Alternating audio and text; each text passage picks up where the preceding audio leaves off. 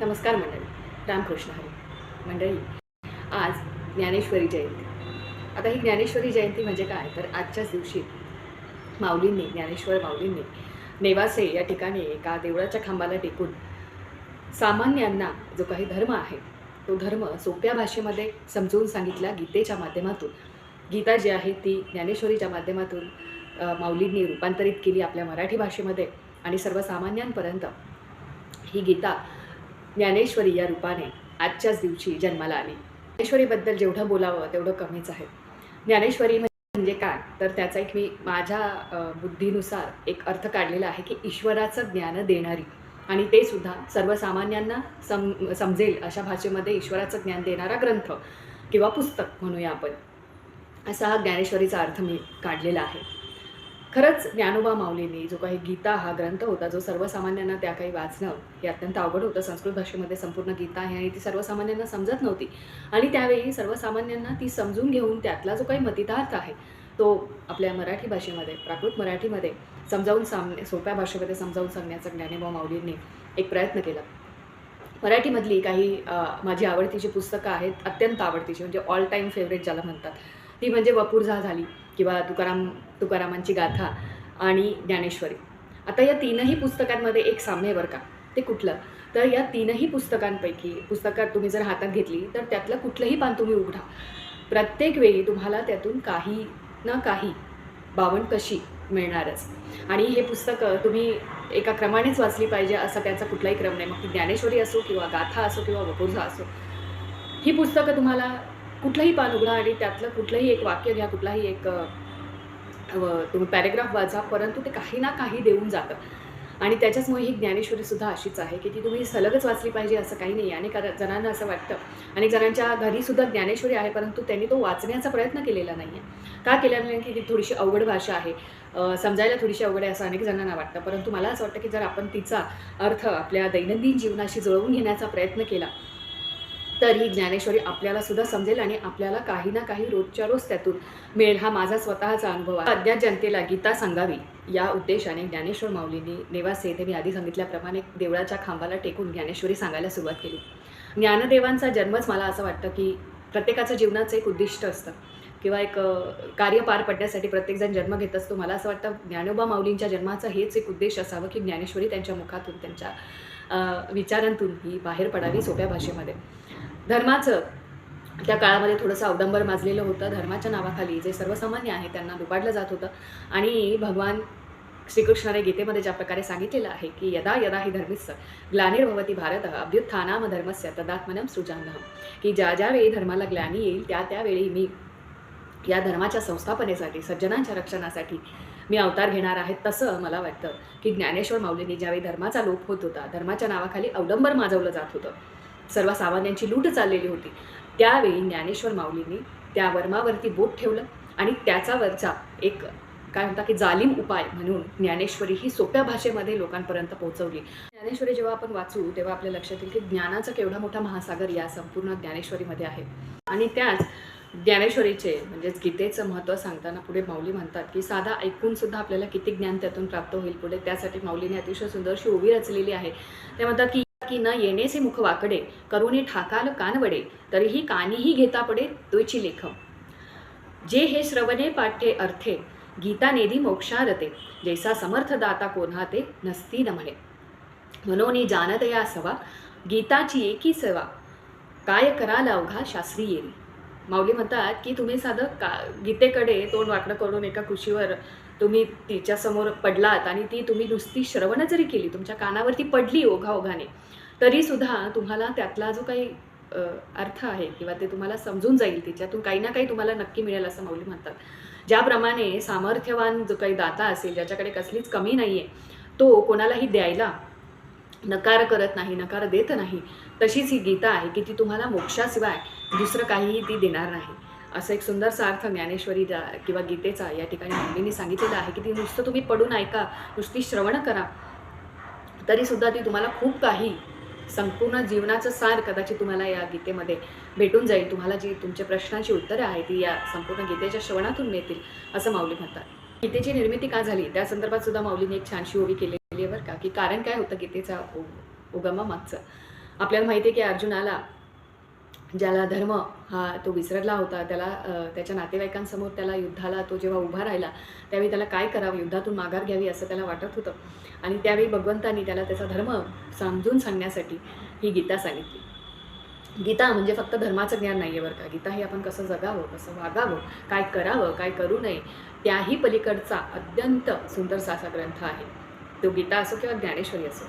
आणि मग याबद्दलच माऊलीसुद्धा सांगतात की या गीतेच्या उत्पत्तीमागचं कारण काय, तर ते म्हणतात की तैसा विश्वाची या कृपा करुणी महानंद सोपा अर्जुन व्याजी रूपा अनिला देवी. की हे जे विश्वाचं मोठं ज्ञान आहे, हा सर्व भवसागर आहे, हा सोप्या भाषेमध्ये सांगण्यासाठी करुणी महानंदा सोपा अर्जुन व्याजी रूपा अनुला देवे. की अर्जुनाच्या रूपाने, अर्जुनाचं निमित्त करून देवाने हा आपल्यापर्यंत पोहोचवण्याचा प्रयत्न केलेला आहे. माऊलींनी ज्ञानेश्वरीला कामधेनूची उपमा दिलेली आहे बरं का. आता कामधेनू म्हणजे काय, आपल्याला माहिती आहे की कामधेनू ही अशी गाय आहे की जी ज्यांच्याकडे असेल की त्यांच्या सर्व इच्छा ही पूर्ण करते. ज्याच्या दारामध्ये कामधेनू असते त्याला कुठली गोष्ट अशक्य नाही आहे किंवा कुठली गोष्ट त्याची इच्छाही अपूर्ण राहत नाही, अशी ही कामधेनू. तशीच ही ज्ञानेश्वरीसुद्धा कामधेनूसारखी आहे असं माऊली म्हणतात. त्यासाठी माऊली म्हणतात की जया ते कामधेनू माये दयासी अप्राय काही आहे म्हणून मी प्रवर्ताला आहे ग्रंथी ये. की ही जी काही ग्रंथरूपी कामधेनू आहे ही मी त्याचसाठी तुमच्या समोर आणलेली आहे, तुमच्यासाठी आणलेली आहे की जिच्या माध्यमातून, जिच्या समोर उभं राहून किंवा जी वाचून तुमच्यामधलं जे काही ज्ञान आहे, तुम्हाला जे प्रश्न पडलेले असतील तुमच्या आयुष्यामध्ये, जिथे काही दिसत नसेल किंवा उपाय सुचत नसेल, काय करावं काय नको हे कळत नसेल, त्यावेळी फक्त हा ग्रंथ उघडा, ही ज्ञानेश्वरी उघडा, तुमच्या सर्व प्रश्नांची उत्तरं तुमच्या पुढे उभे टाकतील अशी ही कामधेनूच मी तुमच्यासमोर ग्रंथरूपाने आणलेली आहे असं माऊली सांगतात.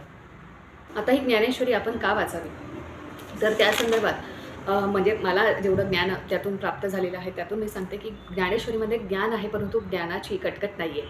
त्याचबरोबर ज्ञानेश्वरीमध्ये ज्ञान आहे परंतु ज्ञान देत असताना कधी कधी वृक्षपणा येतो किंवा कर्मठपणा त्यामध्ये येतो. ज्ञानेश्वरीमध्ये तो आपल्याला दिसून येत नाही. त्याचबरोबर भक्ती ही ज्ञानेश्वरीमध्ये ठाई ठाई आपल्याला दिसते भगवंताच्या ठिकाणी, परब्रह्माच्या ठिकाणी. परंतु ही भक्ती सांगत असताना ती भोळ्या अज्ञानाची नाही आहे. ज्ञानदेवांनी भक्तीला डोळा, एक ज्ञानाचा डोळा दिला आहे असं मी म्हणेन. आणि हा ज्ञानाचा डोळा म्हणजेच ज्ञानेश्वरी असं म्हणायला काहीच हरकत नाही. का वाचावी, त्याला माऊलींनी परिसाची उपमा दिलेली आहे. आपल्याला माहिती आहे की परीस हा दगडाला लागला की त्या दगडाचं सुवर्ण होतं. तर गीतेचा सुद्धा आपल्याला स्पर्श झाला तर आपलं सुद्धा सुवर्ण होतं. या संदर्भात माऊलींनी एक सुंदरशी ओवी या ज्ञानेश्वरीमध्ये सांगितली आहे. ते म्हणतात की तरी लोह एके अंशे जगटलिया परिसे येरीकडे आपसे सुवर्ण होय तैसे पाठची ते वाटी श्लोकापाद लावना जव ओठी तव ब्रह्मतेची पुष्टी येईल अंगा. की ज्याप्रमाणे दगडाचा एखादा छोटासा कण जरी परिसाला त्याचा स्पर्श झाला तरी तो संपूर्ण दगड हा सोन्याचा होतो, त्याप्रमाणे ही गीता ही परिसाप्रमाणे आहे की आपण दगड आहोत आणि ह्या आपल्यासारख्या अज्ञानी लोकांना या गीतेचा जर स्पर्श झाला तर आपल्याला ब्रह्मतेची पुष्टी येईल असं माऊली म्हणतात. ज्ञानेश्वरीतून ज्ञान आपण का घ्यावं किंवा ज्ञानाचा महिमा काय आहे त्या संदर्भात सुद्धा माऊलींनी अतिशय सुंदरशी ओवी आपल्या ज्ञानेश्वरीमध्ये रचलेली आहे. माऊली म्हणतात की आपल्याला माहिती की विद्येचा स्पर्श झाला की काय काय चमत्कार होतात. विद्या ही जगातलं सर्वश्रेष्ठ रत्न आहे असं मला वाटतं. की तुम्ही कितीही तुमच्याकडे गाडी असू द्या, बंगला असू द्या, तुम्ही दिसायला कितीही सुंदर असू द्या किंवा किती तुम्ही नेटनेटकं राहा, परंतु जेव्हा तुम्ही तुमची वाणी उघडता तेव्हा त्यातून सर्व काही सत्य हे प्रकट होत असतं. आणि त्याच्याचमुळे तुमची वाणी, तुमची विद्या हे सर्वश्रेष्ठ रत्न आहे आणि ते कुठे ना कुठे कधी ना कधी चमकतं. आणि त्याच्याच महिमा सांगताना म्हणजे ज्ञानाचा महिमा सांगताना माऊलीसुद्धा ज्ञानेश्वरीमध्ये म्हणतात की जैसा डोळ्या अंजन भेटे ते वेळी दृष्टीस फाटा फुटे. की जेव्हा डोळ्यात आपण अंजन घालतो, डोळ्यात अंजन घालणे हे म्हणजे काय की आपले डोळे उघडणे खऱ्या अर्थाने. पण माऊलींनी त्या अंजनाची म्हणजे काजळाची उपमा दिलेली आहे. ते म्हणतात की जैसा डोळा अंजन भेटे ते वेळी दृष्टीशी फाटा फुटे. की काजळ घातल्याने आपल्या डोळ्यांची दृष्टी वाढते असं म्हटलं जायचं पूर्वी. तसं दृष्टीशी फाटा फुटतो की आपल्याला नवीन चांगलं दिसायला लागतं त्या अंजनामुळे. आणि मग तसंच मग वास पाहिजे तेथे प्रकटे महानिधी. की ज्या ठिकाणी ज्या प्रकारे डोळ्यात अंजन घातलं की आपल्याला दिसायला लागतं त्याप्रमाणे ज्ञानाचं अंजन आपल्या डोळ्यामध्ये जर आपण घातलं तर त्या ज्ञानाच्या अंजनाच्या माध्यमातून आपल्याला सर्व काही लख्ख दिसायला लागेल अशी सुंदरशी उपमा ज्ञानेश्वरींनी या ज्ञानाबद्दल ज्ञानेश्वरीमध्ये दिलेली आहे. गीतेचं म्हणजे ज्ञानेश्वरीचं महत्त्व माऊलींनी ज्ञानेश्वरीच्या शेवटी पसायदानामध्ये सुद्धा एका ओळीमध्ये म्हटलेलं आहे बरं का. ती ओवी आपल्या सगळ्यांना माहीतही असेल. माऊलींनी म्हटलेलं आहे की आणि ग्रंथोपजीवीये विशेषी लोकीये दृष्टादृष्ट विजये होवा वेजे, की हा जो काही ग्रंथ आहे, हा गीता ग्रंथ जो आहे तो धर्माचा सार आहे. आणि हे जे काही गीतेच्या सहवासामध्ये आहे, सहवासामध्ये येणारे लोक आहे, जे लोक गीता वाचतात, या सर्व लोकांना आनंदाने राहू दे अशी एक मागणी भगवंताकडे ज्ञानोबा माऊली करतात. आणि पुढे ते म्हणतात की गीता या ग्रंथाच्या सहवासामध्ये सर्व भोगांवरती विजय मिळून आत्मिक जे काही ज्ञान आहे, हा या आत्मिक प्रवास जो आहे, जो स्वतःला ओळखण्याचा प्रवास आहे, या प्रवासाची भेट दृष्टादृष्ट सर्वांना मिळू दे, की मी कोण आहे हे जाणून घेऊन परब्रह्माची जी काही अनुभूती आहे ती अनुभूती सर्वांना मिळू दे, अशी मागणीच एक प्रकारे माऊलींनी पसायदानामध्ये सुद्धा केलेली आहे. लौकिक भोगापलीकडची दृष्टी सर्वांना मिळू दे, असा एक प्रसादच ज्ञानोबा माऊलींनी आपल्या गुरूंकडे मागितला आहे या श्लोकाच्या या ओवीच्या माध्यमातून. शेवटी निवृत्तीनाथांनी जेव्हा हा संपूर्ण ग्रंथ ऐकला, निवृत्तीनाथ तेव्हा ऐकत होते, तो जेव्हा ज्ञानेश्वरी सांगत होते, जेव्हा ही ज्ञानेश्वरी ज्ञानोबा माऊलींच्या मुखातून बाहेर पडत होती, निवृत्तीनाथही तिथे बसलेले होते. आणि ज्यावेळी त्यांनी तो संपूर्ण ग्रंथ ऐकला त्यावेळी त्यांना त्यांचं अत्यंत कौतुक वाटलं. निवृत्तीनाथ हे ज्ञानेश्वरांचे मोठे बंधू होतेच, परंतु त्याचबरोबर गुरुस्थानी म्हणजे ज्ञानदेवांनी त्यांना गुरुस्थानी ठेवलेलं होतं. आणि या गीतेमध्ये म्हणजे ज्ञानेश्वरीमध्ये ज्ञानोबा माऊली प्रत्येक ठिकाणी म्हटलेलं आहे की माझ्या हातून हे जे काही सर्व कार्य घडलेलं आहे हे माझ्या गुरूंच्या कृपेमुळेच घडलेलं आहे. निवृत्तीनाथांनी मला माझ्यावरती कृपादृष्टी दाखवलेली आहे आणि त्याच्याचमुळे माझ्या हातून एवढा मोठा ग्रंथ हा लिहिला गेलेला आहे, अनुवादित केला गेलेला आहे, असं सुद्धा माऊली म्हणतात. माऊलींचा नम्रपणा त्यातून दिसतो. आणि ज्यावेळी गुरुने सुद्धा म्हणजे निवृत्तीनाथांनी हा संपूर्ण ग्रंथ हे जे काही संपूर्ण ज्ञानेश्वरी ऐकली त्यावेळी त्यांना सुद्धा आपल्या शिष्याचं कौतुक वाटलं. आणि त्यावेळी ते कौतुकाने ज्ञानदेवांबद्दल म्हणाले की ज्ञानदेवे आमुचे निवविले डोळे या जैसा खेळे होणे नाही, की या ज्ञानोबा माऊलींच्या या वाणीतून हे जे काही निघालेलं आहे ज्ञानेश्वरी रूपाचं अमृत, हे ऐकून आमचे डोळे निवलेले आहेत. आणि पुढे ते म्हणतात की याज ऐसा खेळ होणे नाही, त्याच्यासारखा दुसरा कोणीही होणार नाही, अशा एक प्रकारे स्तुती, भरभरून स्तुती गुरूंनी म्हणजे निवृत्तीनाथांनी सुद्धा ज्ञानदेवांबद्दल आणि ज्ञानेश्वरीबद्दल केलेली आहे. माऊलींचं ज्ञान हे किती प्रचंड आणि अगाध असेल हे आपल्याला या ज्ञानेश्वरी वाचल्यावरच कळतं. आता या ज्ञानेश्वरीमध्ये माऊलींनी एकेका श्लोकावर कितीतरी ओव्या लिहिलेल्या आहेत. म्हणजे 700 श्लोकांची गीता आहे संपूर्ण. त्या 700 श्लोकांवरती माऊलींनी 9000 ओव्यांमधून एक ज्ञानेश्वरी संपूर्ण लिहिलेली आहे. साधं उदाहरण द्यायचं झालं तर 13व्या अध्यायामधलं अध्यात्म ज्ञान नित्यत्व या छोट्याशा श्लोकावरती माऊलींनी 249 ओव्या या लिहिलेल्या आहेत या एका छोट्या श्लोकावरती. यातून माऊलींचं ज्ञान किती मोठं असेल हे आपल्या लक्षात येतं. अशा प्रकारे अर्जुनाला निमित्त करून भगवंतांनी म्हणजे श्रीकृष्णांनी मोक्षाचा ठेवा आपल्या सर्वांपर्यंत पोहोचवण्यासाठी गीता सांगितली आणि या गीतेच्या माध्यमातून आपल्याला हे सर्व ज्ञान दिलं. आणि माऊलींनी मराठीमध्ये त्याचं रूपांतरण करून आपल्यासारख्या सर्वसामान्यांना त्यांच्या लालित्यपूर्ण आणि रसाळ भाषेचा साज या संपूर्ण अध्यात्मावरती चढवला आणि त्या माध्यमातून आपल्याला हे ज्ञान प्राप्त करून दिलं. आणि म्हणूनच आपण त्यांना जितक्या वेळा त्यांचे आभार मानावे तेवढे कमी आहे असं मला वाटतं.